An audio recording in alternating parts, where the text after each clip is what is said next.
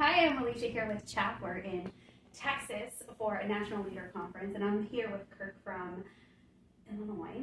And Illinois has had a very interesting homeschool year. So I wanted to sit down and talk with Kirk and kind of hear about their organization and what troubles you faced and how you persevered through all of that. Absolutely. So if you want to share with our folks. Well, I sure would love to. We have had the reputation of being one of the best states in the nation in which to homeschool. There's no notification, there's no testing. It's been wonderful, and it's been successful.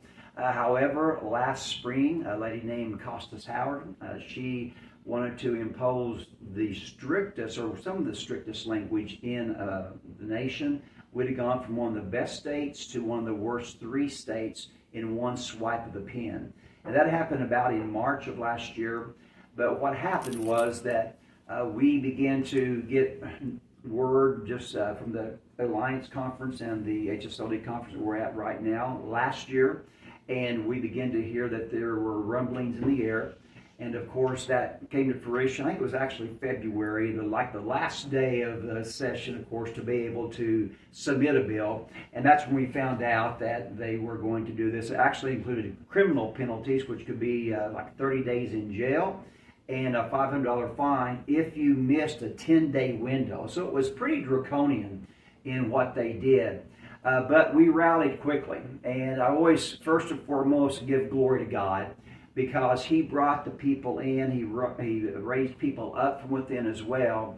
And we immediately went to prayer, and we immediately started reaching out to people. And people have asked, why were you guys so successful? And that's been well reported.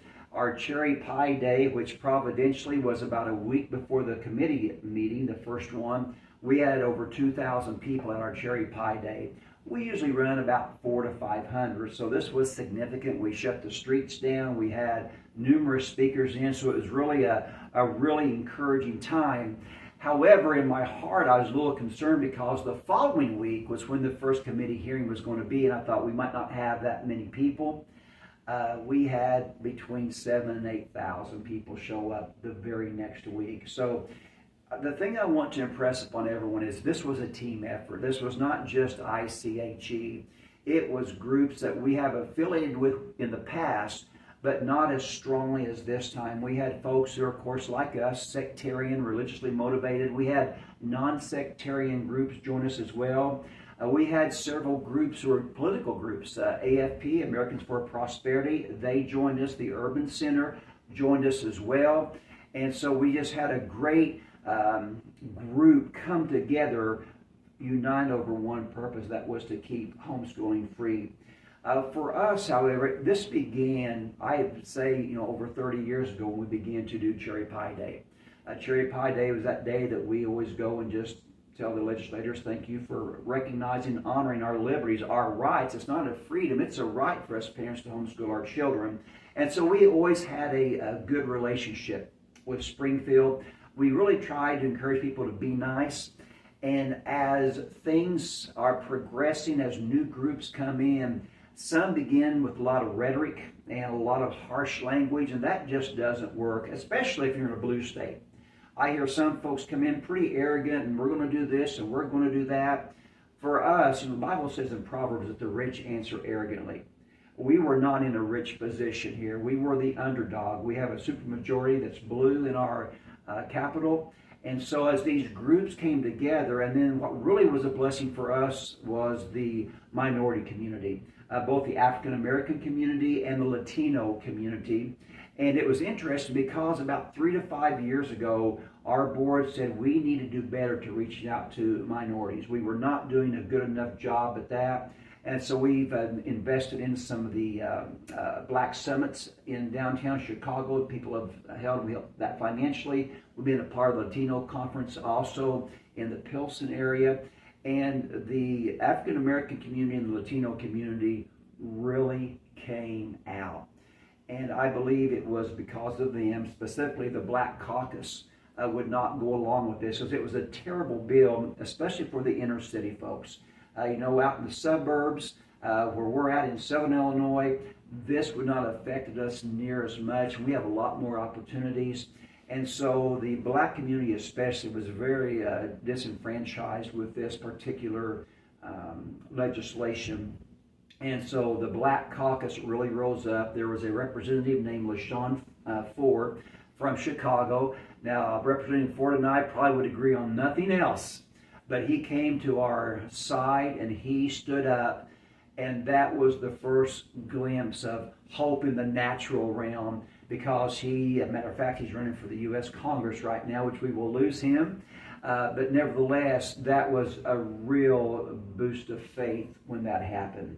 So for us, it was having a good relationship for years with the Illinois legislature.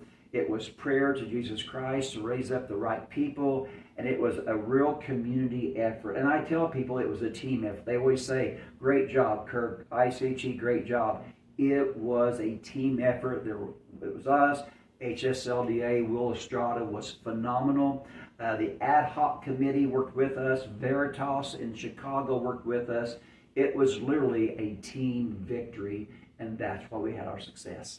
Wonderful. So as state board leader, you were such a key team player in that. And all of those other organizations have also praised all of your efforts and the necessity of that. Yes. How do you encourage your fellow homeschoolers to support your state org for times like these? Because like you said, you've been doing Cherry Pie Day for 30 years, had never needed that resource all those years. So how do you communicate with your people that there is power in numbers? Yes. Well, we do a lot of things not as well as we should, but we've had a good relationship with our people and with various groups. And if you're not a part of a state org, you've got to be, because all of us are better than any one of us. And we've had so many groups. Facebook groups have joined us as well. And I think, one of the things that's been so encouraging to me in this process, Alicia, was that, I've always said, if God gets the glory and we don't care who gets the credit, a lot of things can happen. And that's what happened here. We just all came together. The state org being ICHE, we had the state reach, but so many groups from so many areas. And then the Facebook groups that covered large areas as well, all came together.